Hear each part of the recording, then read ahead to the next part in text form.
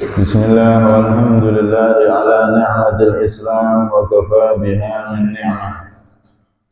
Asyhadu an la ilaha illallah wahdahu la syarika lah wa asyhadu anna sayyidana Muhammadan abduhu wa rasuluhu ila sairil ummah. Allahumma salli wa sallim wa barik ala sayyidina Muhammadin wa anzilhu al-maq'ada al-muqarraba 'indaka yawmal qiyamah wa ala alihi wa sahbihi ila yaumil qiyamah. Rabbi shrah li sadri wa yassir li amri wa hlul 'uqdatam min lisani yafqahu qawli. Saddid lisani wa hdi qalbi bi haqqi sayyidina Muhammadin nabi sallallahu alaihi wasallam. Dusturakum ya ahlal dargi wa ya ahlal batin wa ya al-manbuti wa ya al-nur amma ba'd. Hadirin jamaah semuanya yang dirahmati oleh Allah Subhanahu wa taala, alhamdulillah. Allah Subhanahu wa taala berkenankan dan izinkan kita semua untuk kembali hadir di tempat yang mulia ini. Semoga perkumpulan kita di sini membuahkan perkumpulan kita kelak di sana di surganya Allah Subhanahu wa taala, dan semoga kita diberi panjang umur, sehat wal afiat, terkabul segala cita-cita dan hajat. Setelah itu semua nanti diberi kesempurnaan husnul khatimah. Amin Allahumma amin. Kita sampai pada surat Al-Baqarah ayat 98. A'udzu billahi minasy syaithanir rajim. Bismillahirrahmanirrahim. Man kana aduwwan lillahi wa malaikatihi wa rusulihi wa Jibril wa Mikala fa innallaha aduwwun lil kafirin. Man kana, barang siapa, aduan, menjadi musuh, lillahi, kepada Allah,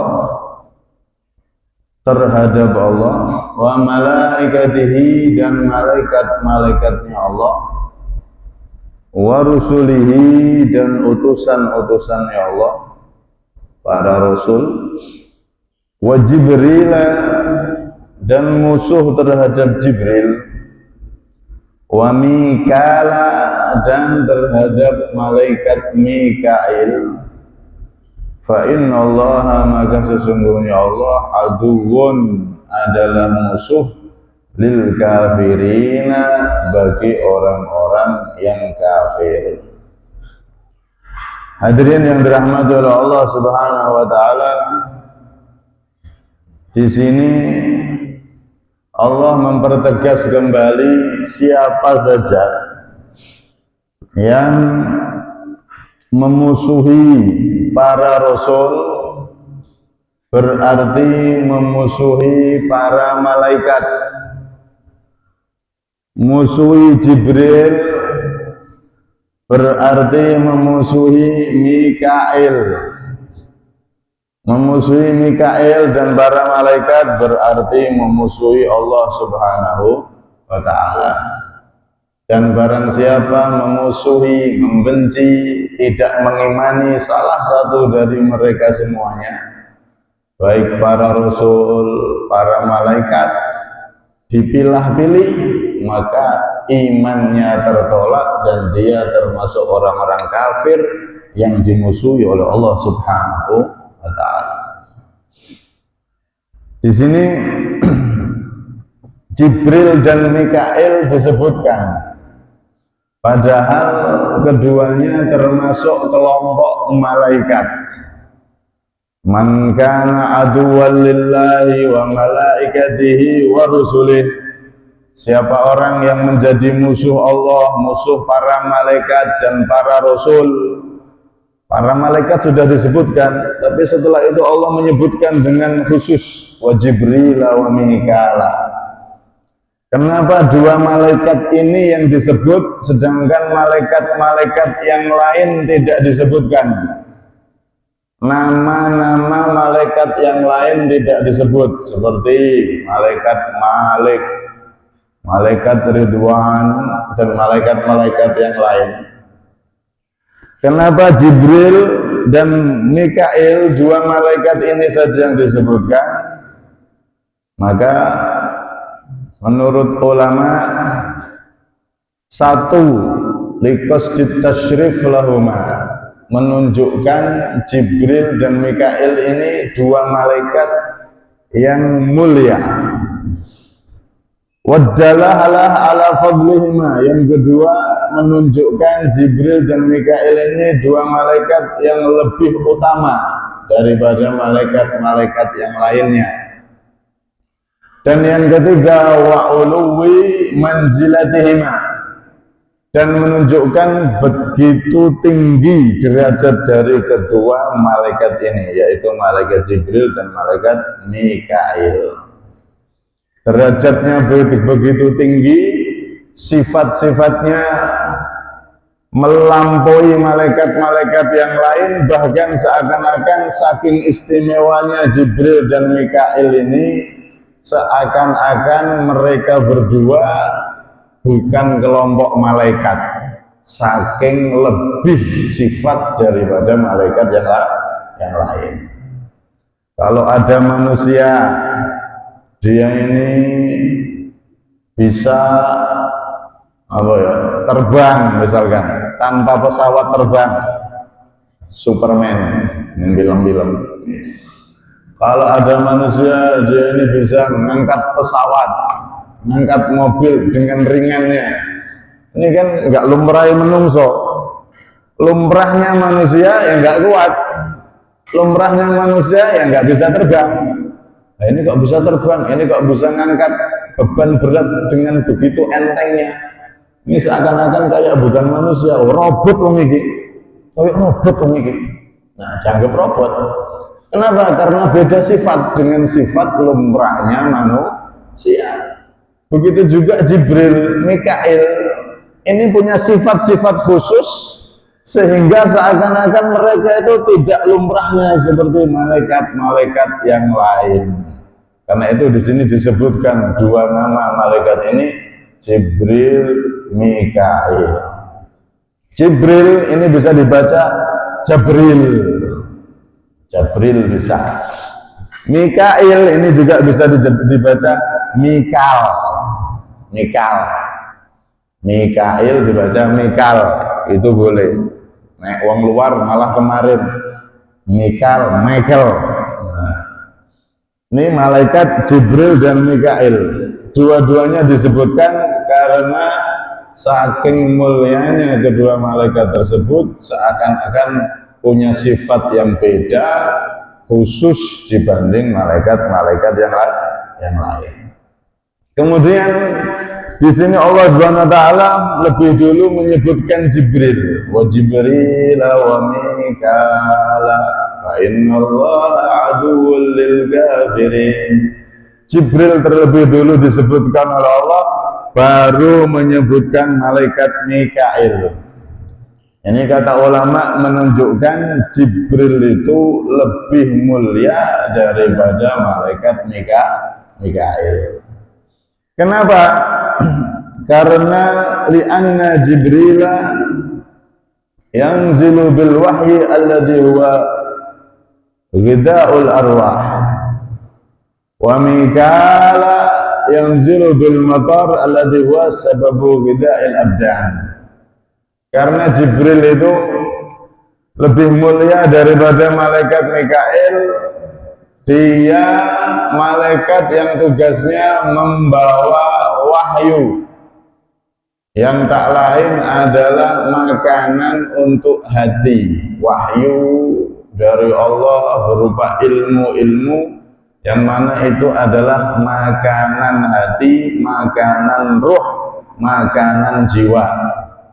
Hati dan roh ini akan sakit, makanya sampai sakit jiwa, badannya sehat, awaknya gagah, tangannya kuat, nggak ada yang sakit sama sekali, tangan kakinya mau lari, mau bawa beban berat, mau loncat-loncat kuat dia. Tapi nah ditakoki goyang-guyu tok. Enggak mudeng. Nah, sakit jiwa, ODGJ. Jadi jiwa itu memang ada yang sakit dan ada yang sehat. Nah, sakit jiwa ya, akhirnya malah seperti itu, jadi orang gila. Nah, roh ini membutuhkan perawatan, membutuhkan makanan agar roh itu tetap sehat, sebagaimana tubuh kita membutuhkan perawatan, membutuhkan makanan. Kalau tubuh kita membutuhkan makanan dohir, isu-isu subuh seperti ini, ngopi, wah seger, gorengan seger, mulai engkau tambah sego, tolong piring. Tubuhnya dirawat dengan makanan-makanan bergizi.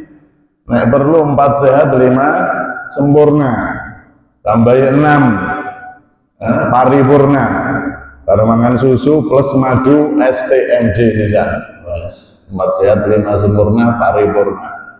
Walhasil tubuh memerlukan makanan, memerlukan perawatan. Begitu juga jiwa, ruh, hati ini sama memerlukan makanan dan perawatan yang tak lain adalah bersumber dari wahyunya Allah Subhanahu wa Ta'ala yang dibawa oleh Jibril. Wahyu tersebut turun menjadi ilmu-ilmu yang bermanfaat sehingga hati dan jiwa kita semakin sehat dan semakin kuat imannya. Nah, malaikat Jibril turun membawa wahyu yang menjadi makanan hati, makanan roh dan jiwa. Sedangkan malaikat Mikail niku turun membawa hujan, membawa rezeki dan seterusnya yang menjadi makanan dohir, makanan tubuh.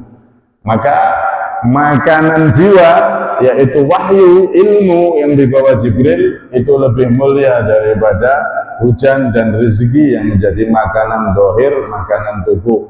Karena itu malaikat Jibril lebih mulia daripada malaikat Mikail alaihi wassalam. Hadirin yang dirahmati oleh Allah, di sini Allah Subhanahu wa taala menyebutkan bahwasanya memusuhi salah satu dari malaikat. Dalam kasus ini kan orang-orang Yahudi musuh terhadap Jibril. Karena Jibril itu malaikat yang tukang menyiksa.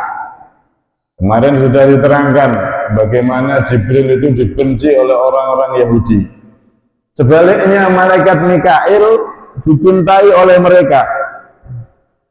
Dipilah-pilih, dibeda-bedakan antara malaikat satu dan lainnya. Begitu juga orang Yahudi, sebagaimana keterangan yang telah lewat, mereka juga milah-milih para nabi. Nek cocok, ya diikuti, nek gak cocok, dimusuhi, kalau perlu dibunuh. Makanya sampai disebutkan orang Yahudi itu spesialis membunuh para nabi.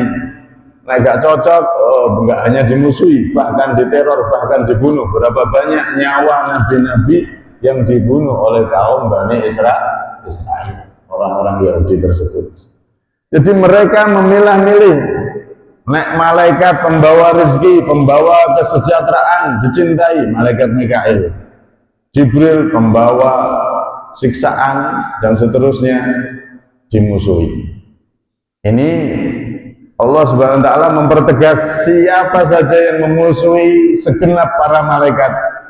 Walaupun cuma satu dan dia mencintai seluruh malaikat. Malaikat itu kan jumlahnya enggak terhitung. Jumlah malaikat itu tidak terhitung. Wa ma ya'lamu junuda rabbika illa hu. Enggak ada yang tahu jumlah tentara Allah, para malaikat, kecuali hanya Allah Subhanahu wa taala. Kalau Imam Tobari menyebutkan setiap dari kita manusia ini ketika tidur, Allah Subhanahu wa taala menyuruh 10 malaikat untuk menjaga kita saat tidur.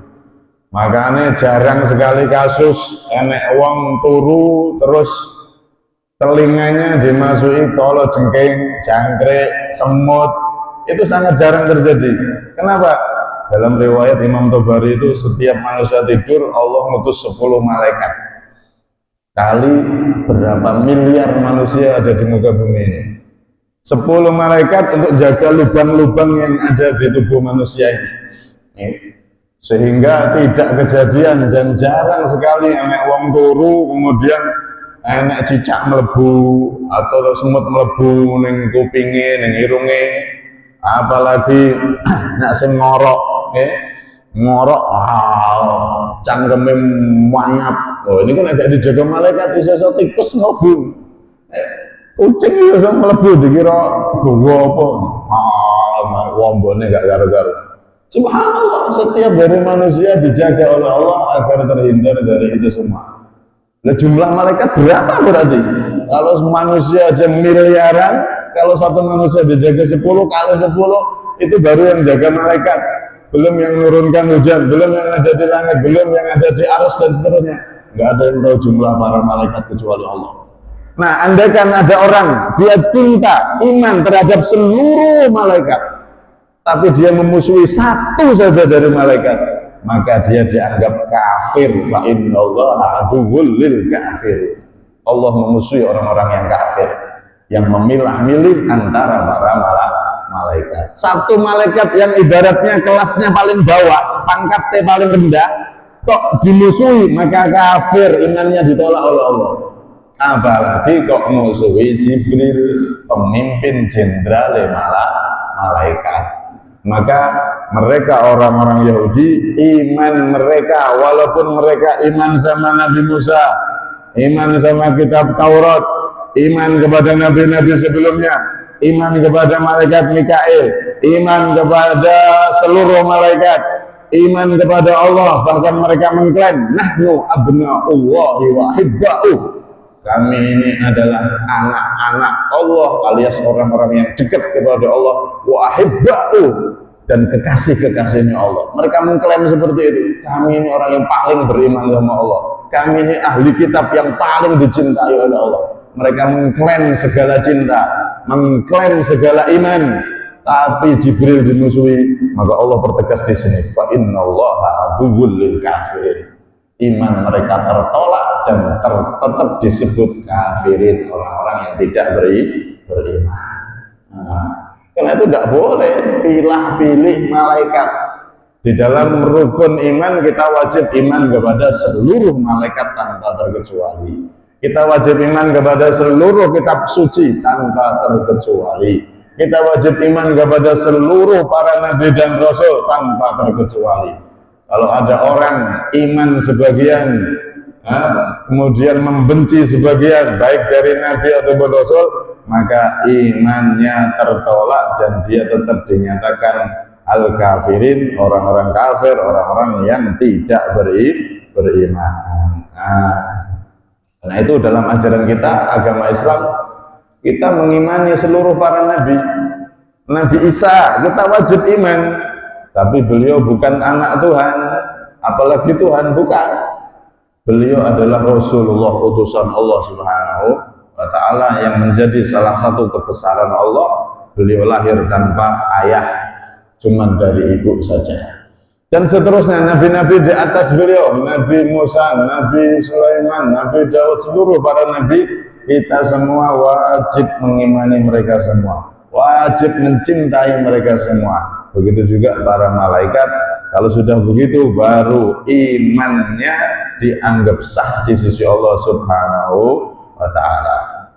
Kemudian hadirin yang dirahmati oleh Allah, di sini Allah Subhanahu wa ta'ala menyebutkan antara para malaikat, antara para rasul dan Allah sendiri itu adalah satu kesatuan, tidak boleh dipisah-pisah. Alias iman sebagian, membenci sebagian, tidak sah imannya. Harus iman sama Allah, iman sama seluruh malaikat, iman sama seluruh rasul, iman kepada Jibril, Mikail. Ini sebuah satu kesatuan keimanan yang nggak bisa dipisah-pisah. Nek gak iman salah satu, maka dianggap nggak sah imannya. Berarti di sini menunjukkan antara Allah dan malaikat dan para rasul sekaligus Jibril dan Mikail seluruhnya itu satu hal yang tidak bisa dipisah-pisah, dan tidak ada permusuhan antara malaikat satu dan lainnya, antara nabi satu dan lainnya, tidak ada. Para nabi itu nggak ada yang saling musuhan, nggak ada. Para malaikat juga sama, nggak ada yang saling musuhan. Nah, kalau orang Yahudi mencintai malaikat Mikail, memusuhi Jibril, berarti seakan-akan menganggap Mikail pro mereka dan musuh sama Jibril. Nggak ada yang seperti itu. Itu anggapan mereka aja. Para malaikat itu bersatu karena semuanya bersumber dari satu, yaitu Allah Subhanahu wa Ta'ala yang Maha Satu. Para nabi juga sama. Tidak ada satupun para nabi yang saling bermusuhan.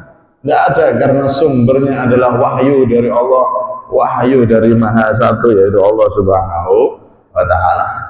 Karena itu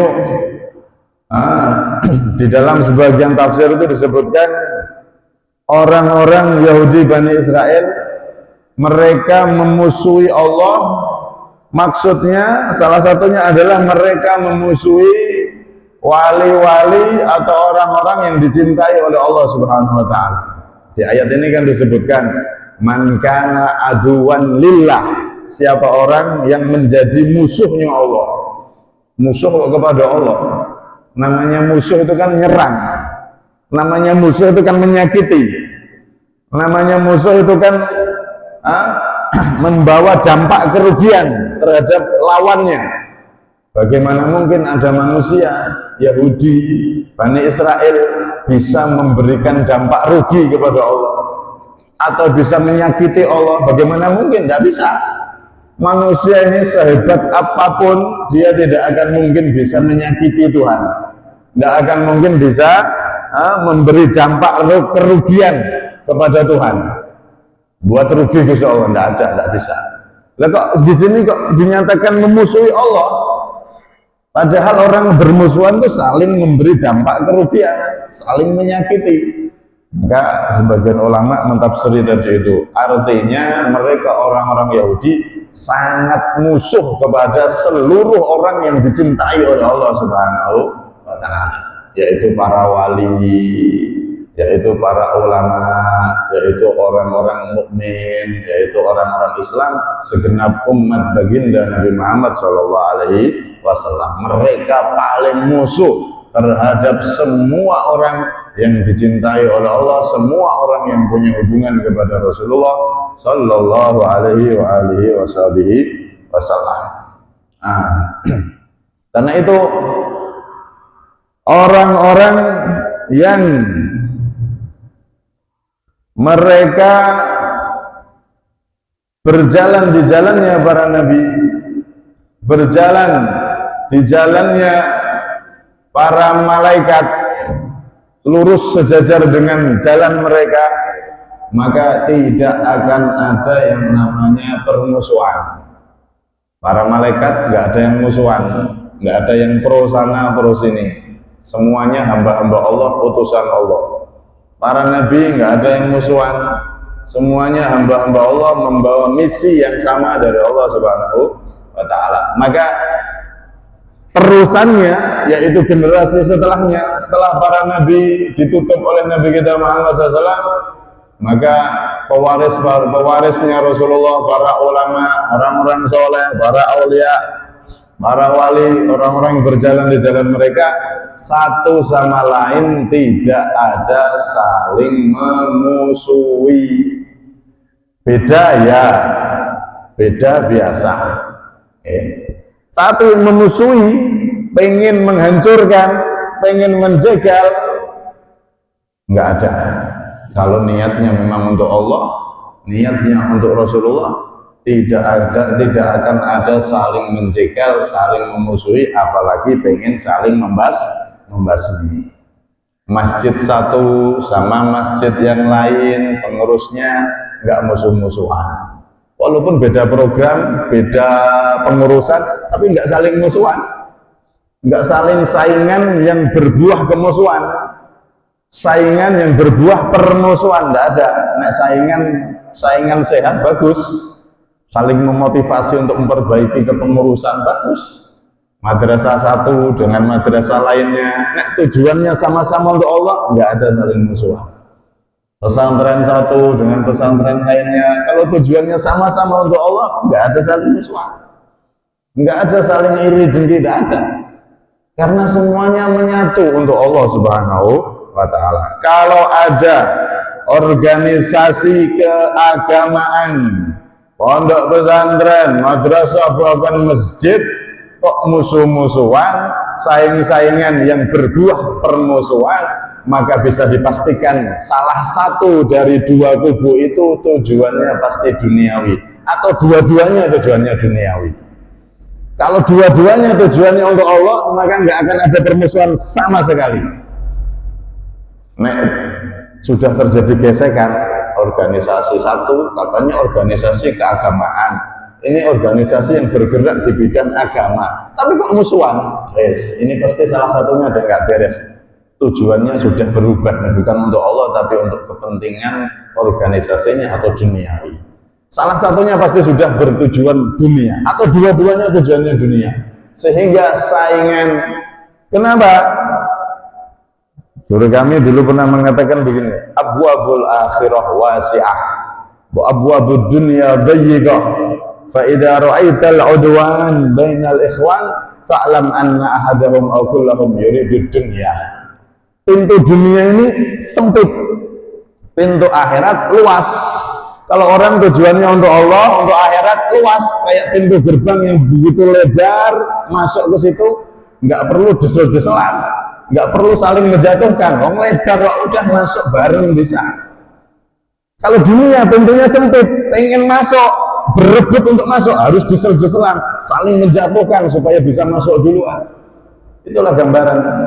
Kalau sudah pergerakan di bidang keagamaan atau di bidang yang lain, dua pergerakan, dua organisasi, dua instansi kok sudah bersaing, saling menjatuhkan, permusuhan ada di situ, maka jelas bisa dipastikan salah satunya sudah menghendaki dunia, salah satunya sudah bergerak di dalam kepentingan duniawinya, atau salah duanya, dua-duanya salah, yaitu sama-sama menginginkan kepentingan duniawi.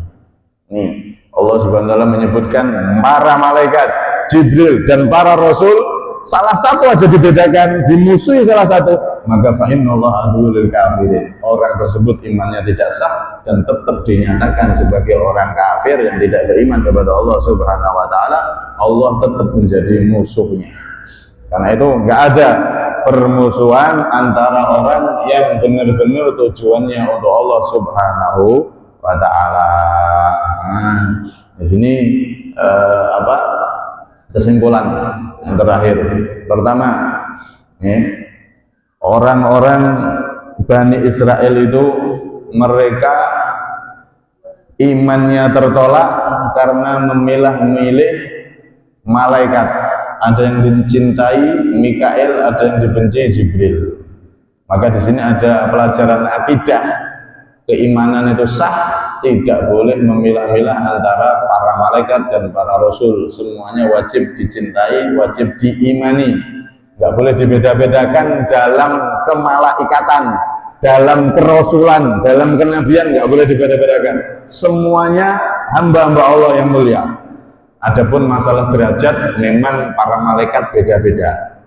Derajatnya ada yang lebih tinggi, ada yang lebih rendah. Jibril, Mikail lebih tinggi. Para rasul juga sama. Ada yang lebih tinggi dan paling tinggi adalah Nabi kita Muhammad SAW. Kalau dalam pangkat berbeda-beda mereka, tapi dalam keimanan kita nggak boleh membedakan. Semua rasul wajib kita imani, wajib kita cintai. Semua malaikat juga sama. Ini yang pertama, jangan sampai seperti orang Yahudi yang imannya itu milah-milih, maka batal iman mereka. Kemudian yang kedua, Jibril, Mikail disebutkan di sini. Ini menunjukkan para malaikat itu bertingkat-tingkat pangkatnya tadi. Kemudian yang ketiga, orang yang memusuhi salah satu dari malaikat atau salah satu dari para nabi dan rasul, maka Allah memusuhi mereka dan mereka dinyatakan termasuk tetap minal kafirin, orang-orang yang kafir. Ya. Musuhi satu nabi, satu malaikat, Allah musuh kepada mereka dan iman mereka tertolak. Kemudian yang terakhir, orang-orang yang berjalan di jalannya para nabi, di jalannya para malaikat, yang mana mereka semua adalah hamba-hamba Allah yang taat, yang semuanya menjalankan misi satu dari Allah Subhanahu wa taala, maka orang-orang yang berjalan di jalan mereka tidak akan dijumpai permusuhan, saling menjatuhkan, saling menghabisi antara mereka, tidak ada. Walaupun beda, ya beda boleh, bergerak sendiri-sendiri boleh, tapi saling menjatuhkan, saling memusuhi, tidak ada.